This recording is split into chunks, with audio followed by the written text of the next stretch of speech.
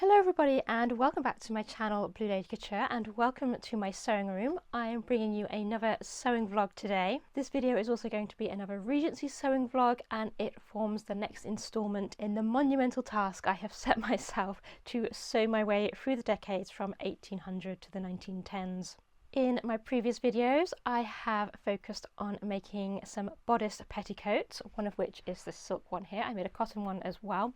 And then I also made a black gown to go over this silk petticoat. Today I am focusing on a white gown to go over this petticoat. I have three beautiful gauzy cotton muslin fabrics that I am using for this project to make myself three beautiful gauzy cotton gowns. As I said, I've already used the black one to make a really beautiful gown to go over the top of this silk petticoat, creating some features which show off a little bit of the silk petticoat underneath. Today it is the turn of this fabric.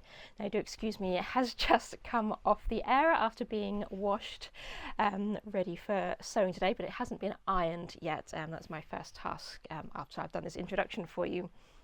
But this is the beautiful, it's the wrong way around, this is the beautiful striped but dobby spotted cotton muslin that I picked up for this project, and yeah, I can't wait to use this. This is just like the quintessential perfect Regency fabric. So yes, I'm very excited to make a gown out of this. As you can also probably see, it is semi-sheer, which again is very typical of Regency gowns when they are made from muslin fabrics like this. So that is why I had to take the time to make a couple of petticoats which I'll be able to wear under these gowns, because otherwise I'm not going to be wearing them. So one of the petticoats I made was a basic plain white cotton bodice petticoat, which, you know, is absolutely fine and will be lovely under this. But I'm really excited to play around with this silk petticoat that I made, which, as you can see, is not white. It's this lovely steel bluey grey. And when I lay the white cotton over it, it's subtle, but you can see the blue colour coming through. And I think this is potentially going to look really lovely with a bluey grey sash. And I do have some more of this silk left over, which I'm going to probably make some ribbon sash with, so that I can either wear it wrapped around my hair when I wear the black gown, or I could wear it as a sash underneath the bust line or the empire waistline with this gown. So I have been very much inspired by a recent museum visit that I made, where I actually got to go behind the scenes and go on a study day. This museum has one of the fabulous costumes from Emma 2020, if you recall the beautiful yellow pelisse that Anya Taylor-Joy wears in that movie, and one of the gowns and petticoats that she wears underneath. Yeah, so I've been very much inspired by getting up close and personal with those costumes and seeing how they are made, and I've really wanted to bring elements of those costumes over into the gowns that I've been recreating. So first of all, on the petticoat, I put a quilted hem in, which was one of the features that I discovered on that study day.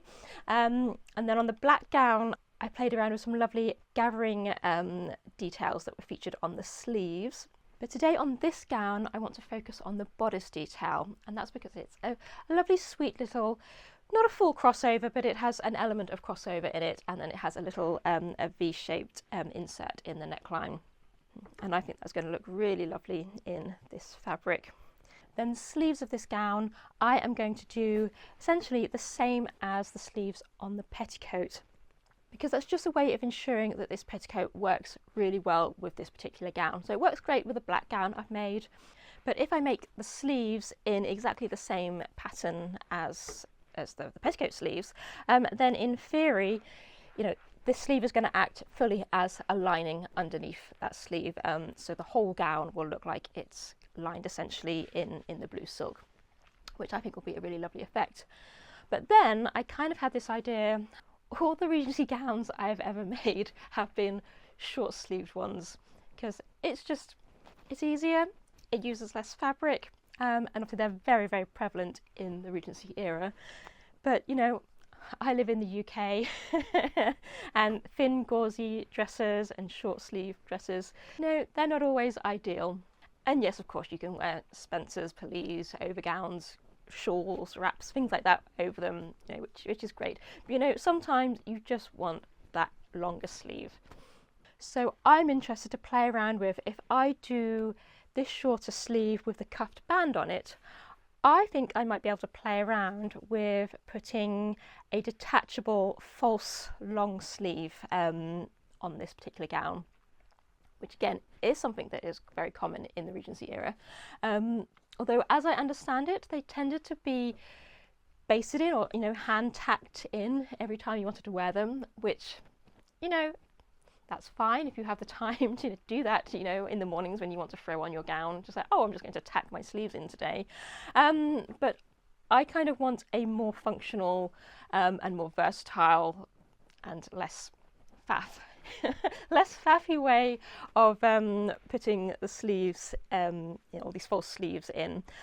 So what I'm probably going to look at doing is putting little tiny buttons on the inside of the cuff, and then the false sleeve will have little tiny button holes around the top, and that will just then anchor the sleeve in place. Hopefully, I think that will work. We shall see. It's an experiment. The other thing is I need to be very cautious of the fabric allowance by putting longer sleeves in, because obviously they do take up a lot more fabric.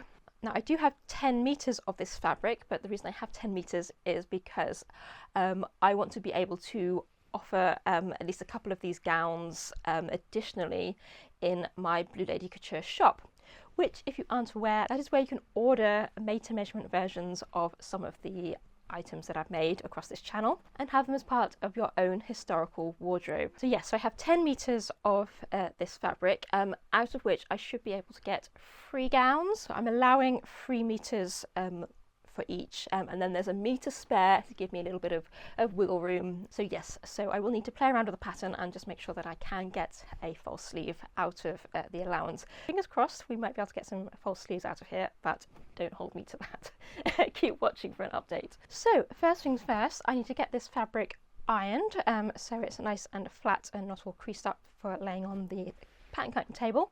Then I need to figure out the pattern for the bodice, for the little crossover, because it has some little pleats in it, so I need to just work out the pattern for that a little bit. And then from there we are good to go, because I will be using the same base pattern for the back panels, the sleeve panels, and the skirt panels that I've used previously. So yeah, that's really all I need to do to kind of carry on.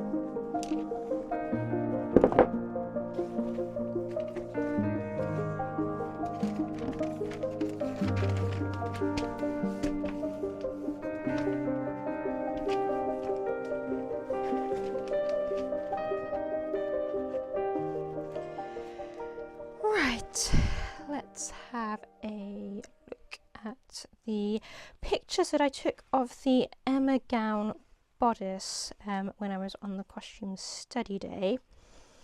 So I have photos of the front and I have photos of the inside as well, so we can see how it's constructed. And then I have here, see, you have seen before in my previous videos, this is my original pattern piece for the front bodice that I use on my Regency gowns, and I've been using this as a template, which I've then been adapting for the different gown styles that I've been making. So I'm basically going to do the same again, trace off the basic shape, and then I just need to figure out where the pleating goes.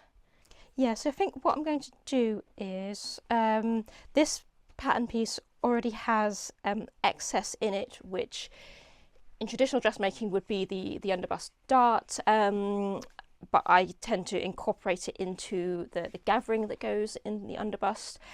So there might be enough excess in here already for the little pleats that go into the centre front of the bodice, but they might just be the fullness, or the excess fabric might just be in the wrong place.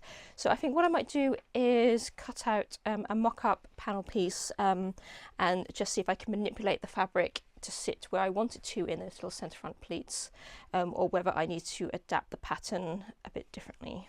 So actually I might just do that first before I mess about with the pattern. Yes, I think what I'm going to try doing is just doing a straighten the neckline out so it's not curved. So it's going to cut straight down to there, and then I'm just going to play around and see.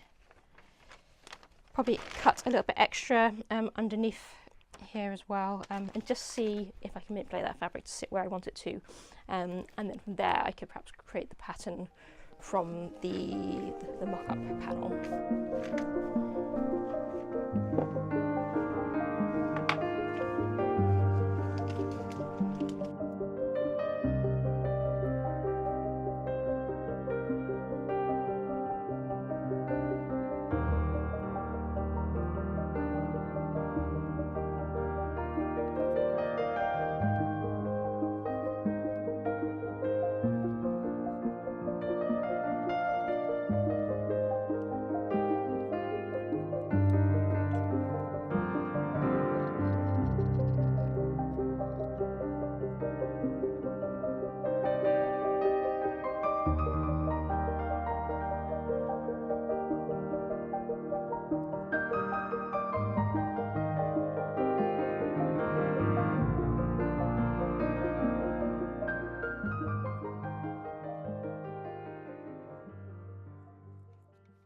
So there is just one pleat that dips down into the centre front of the underbust line, waistline, and then there is another pleat just a little bit further back, which again is just serving to ease the excess that would be in the traditional dart position here. So it's not a huge crossover, it's it only just overlaps.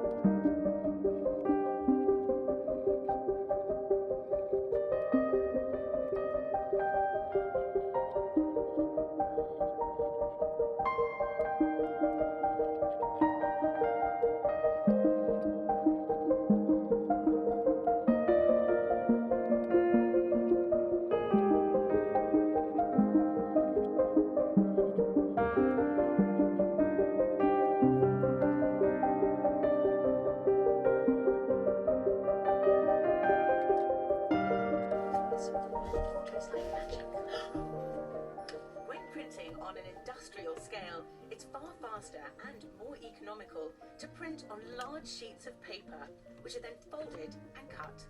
So you can't do 1, 2, 3, 4, because then if you fold it, there'll be 1, 16, 5, 200. Exactly. So you need to have pre-thought about where those numbers are going to sit once it's folded. Exactly.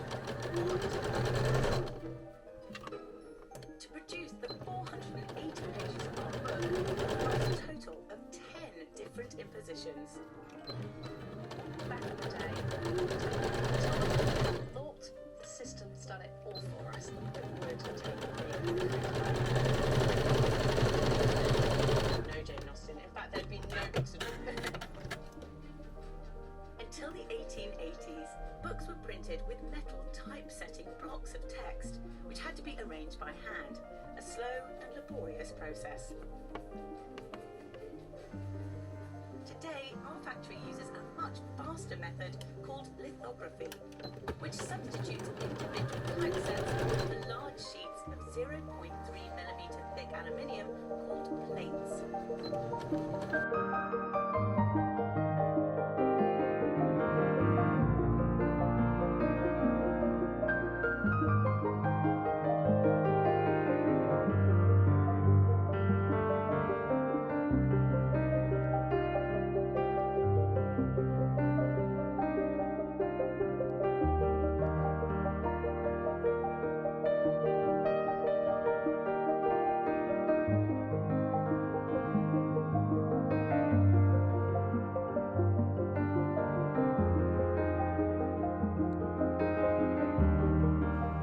So I'm just creating the neckline edge by folding over and pressing, and then folding over and pressing.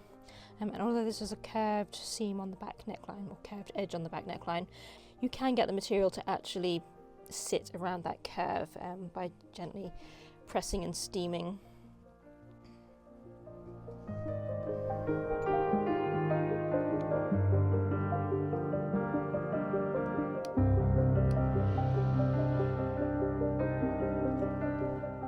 Then here I'm just folding over the centre back edge to create the button placket.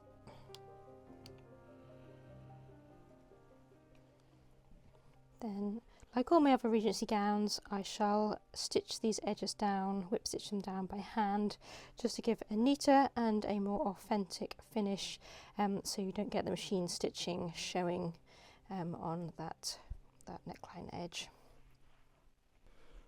Then you probably can't see this, but there is just a very faint yellow chalk mark that I've just made on the very edge of the neckline, on the edge of the seam where it's tucked under, and that just about lines up with the front, or where the centre front of my body should be, which is obviously the centre front of the mannequin. And as you can see, I've just pinned the two little pleats in like so, and yeah.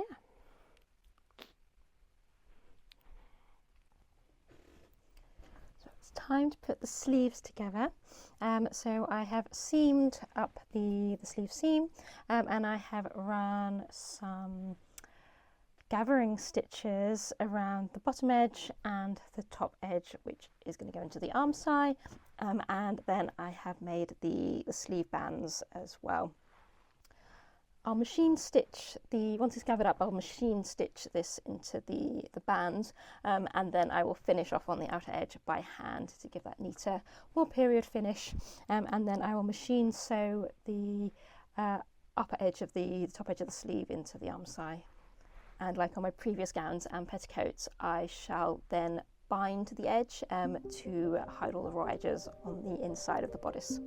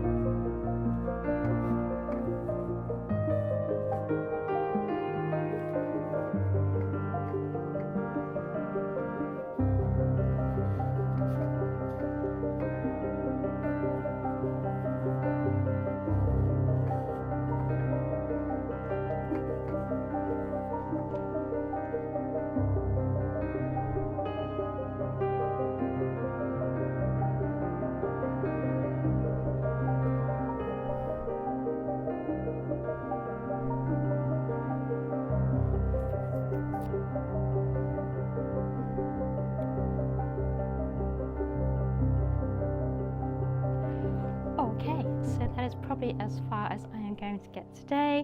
Sleeves are in, bodice is kind of too hard to kind of attach together. My next stage is to put the little triangular insert in, and then it will be to attach the skirt panels, and also I need to put the skirt panels together as well. I also want to give the bodice a try on really over my stays on myself. The underbust line is going to probably need to be gathered in a little bit, but I'm thinking that'll probably be just enough to ease it in with a drawstring, which will tie in the back, and that will also help give a bit of support to the button fastening in the back as well. So at that point I'm going to leave it here. Welcome to day 2 of working on my latest creation in my sewing room. I've just been downstairs to my fitting room to do a try on of the bodice of the latest one. So I've just put the petticoat back on the mannequin, and I shall pop some footage in of that fitting basically. You can see the kind of adjustments I need to make. Nothing too drastic, it's just making sure that the front crossover opening is just sitting in just the right place where I want it, and just making sure like the little pleats and things on the bodice are also all just in the right place, behaving as I want them to. But otherwise it's all good.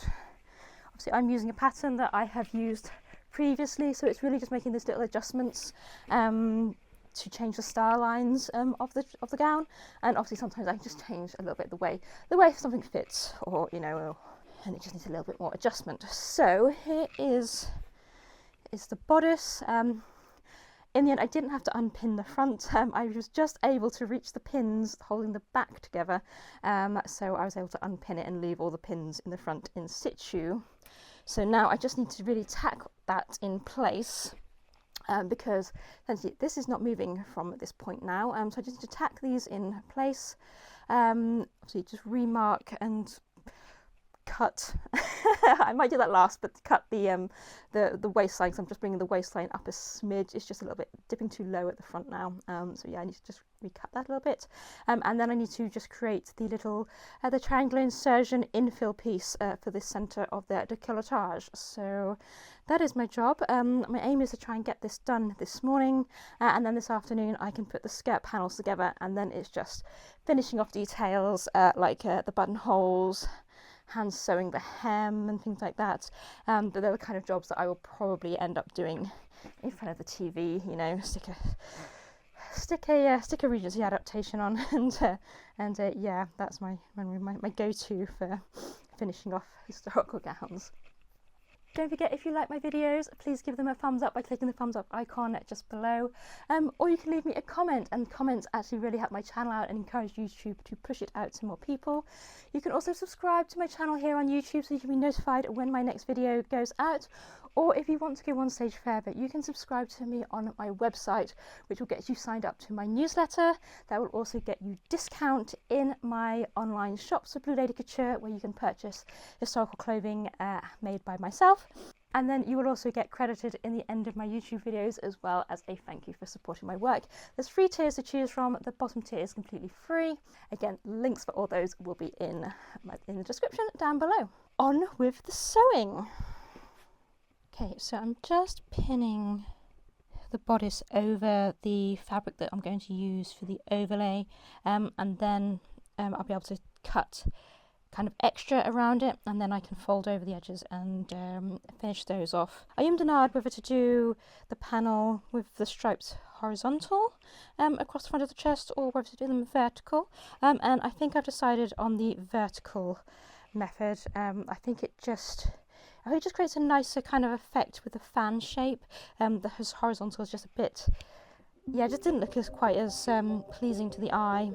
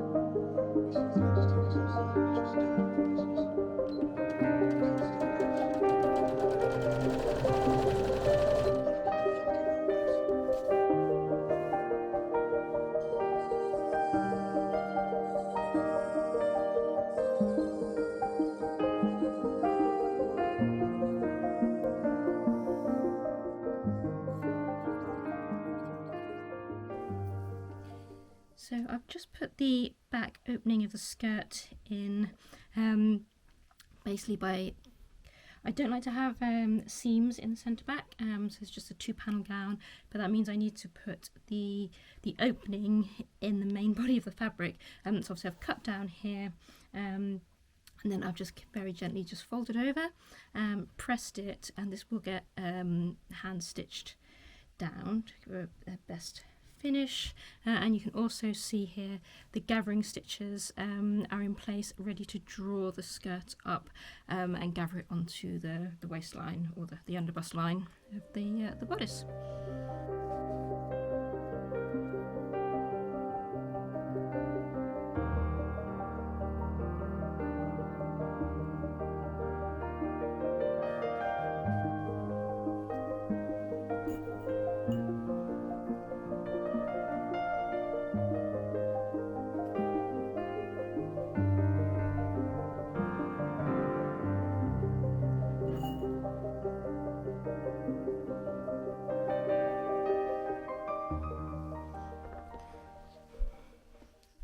So the centre back panel of the skirt up to the side seam I've gathered up really tightly, and it just perfectly fits inside the centre back panel of the bodice. So that's just looks nice and neat and tidy. I would like to say that was planned, totally, completely, but no, that was a bit of just good luck. Then the rest of the skirt panel, the front skirt panel, I'm basically gathering it up to fit in the space that's left.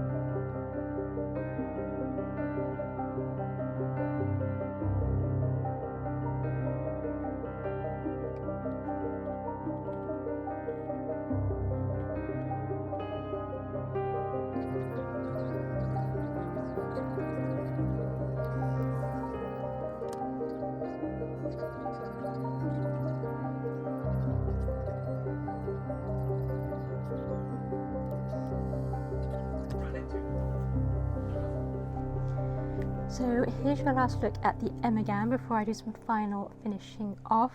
So basically this afternoon, what have I done? Yeah, I think one of the last things I filmed was, or I spoke to you about filming, was attaching the skirt to the bodice. See, that is all done. And then on the inside, I have covered the raw edge of that seam with a piece of binding. And that will also act as a little bit of a drawstring, which will just help to pull in underneath the bust just a smidge, and at the back obviously it will tie and that will create a bit of support for the buttons. So then the last thing I have to do is basically finish off I need to finish off the hem. So I need to hand stitch the hem, then if necessary I will need to just put another pleat in just to turn it up if necessary again, and then I need to finish off hand stitching the back opening on the bodice, put the buttonholes on, run the drawstring ribbon through under the bust, and yeah, should be done. So yes, I am very pleased so far, and I'm looking forward to giving it the final try on with both petticoats to see how they look, and obviously styling it up a little bit, just me in workroom mode. I like the fact that it's got a little bit of different styling on the bodice to my usual kind of drawstring gowns that I've made previously, and of course it's different again from the black gown that I made in my previous gauzy gowns video. So yeah, it's just fun to play around with some slightly different shapes and silhouettes. At the moment I have decided not to put the longer sleeves on that I said about at the beginning of the video. Yeah, basically it's just one of those things that I hadn't really factored in working out the extra length needed for long sleeves when I purchased the fabric for this gown, and if I'd put long sleeves on this one it would have probably left me short in what was left for the other two gowns. When I come to make my next gown in the last of the free fabrics that I have for this gauzy gowns project, I am probably going to put some slightly longer, certainly elbow length sleeves on it. If you've enjoyed this video, please do give it a thumbs up by clicking the thumbs up icon down below, and if you'd like to leave me a comment, that really helps my channel out. You can also subscribe to my channel here on YouTube so you can be notified when my next video goes out, or if you would like to take it one stage further, you can subscribe to me via my website, and I'll leave the details for that down below. But essentially that will sign you up to my regular newsletter, get you discounts on my online web shops, Etsy and my website, and it will get you a thank you mention in the credits at the end of my videos. 3 tiers to choose from, one of which is completely free. So again, yeah, details are down below if you want to go and check that out. But yeah, so enjoy the mini reveal, and I will see you in my next video. Thanks for watching. Bye!